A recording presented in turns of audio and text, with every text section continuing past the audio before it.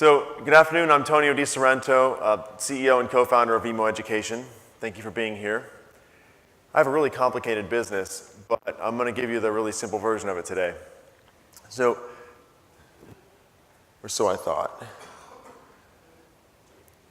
There are 19 million people in post-secondary ed in the United States at thousands of institutions, and outside the elite 100 or 200 schools, these institutions compete for students. Today, the school who gets the student is the one who can market. So the best marketer wins.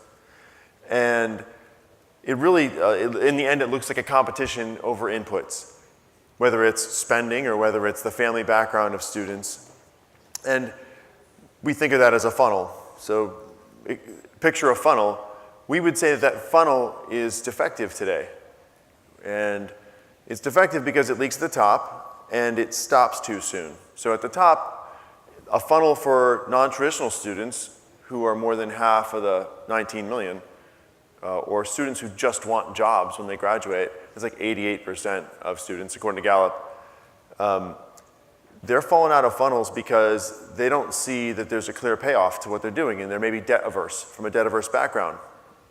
They exhausted all their federal financial aid in their teens and 20s, meandering, and now you have a 30-year-old single mother really just needs a nursing credential to pay for her family, and is stuck because no more federal financial aid, there's nowhere for her.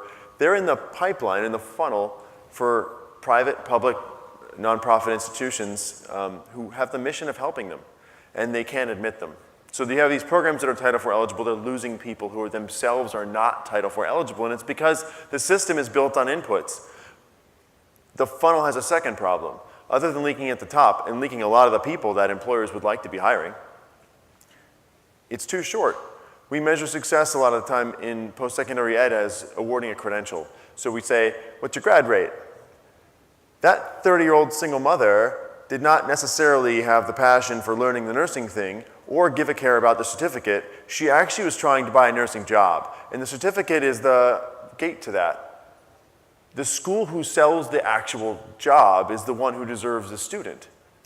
So at Vemo Education, we let colleges, code boot camps, college alternatives charge their tuition as a percentage of graduates' earnings.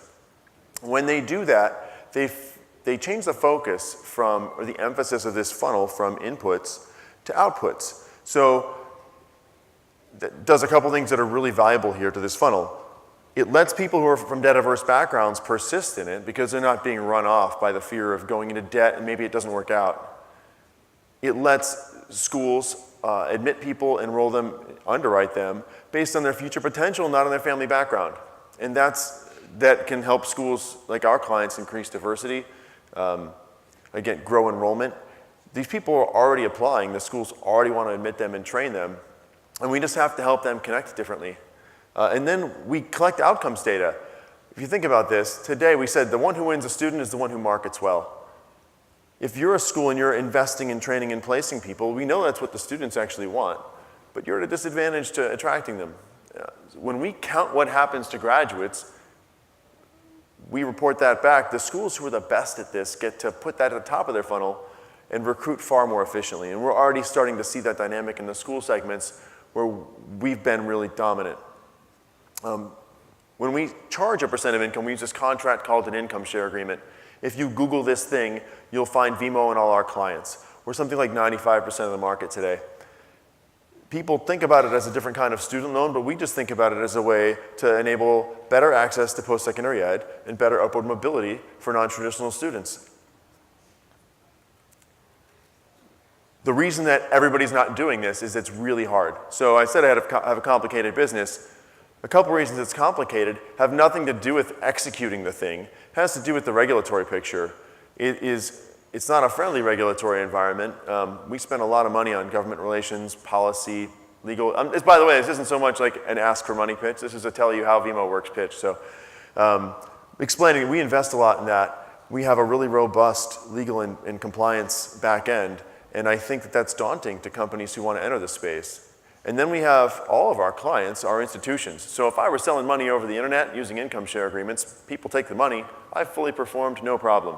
But every client of Vemo Education is a school. So we're a business-to-business company.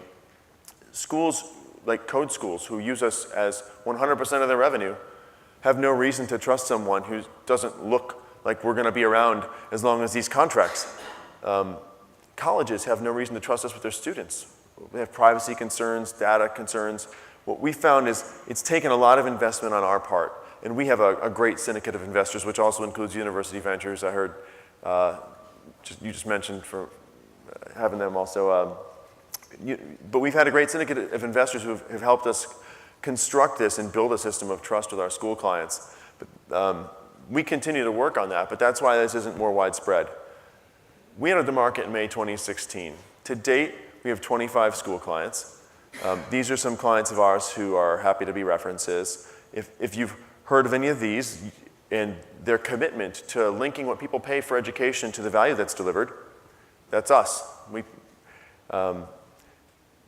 We've had great outcomes for them. Again, I think, and I'm going to finish by saying the thing that we measure here on is not how much money comes back, but how does the system work? So we help these schools focus on who's there, who's not there, how we can get them there, dropping their cost of enrollment, and helping them compete favorably with the schools who just market really well.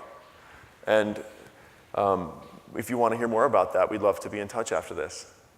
Thank you.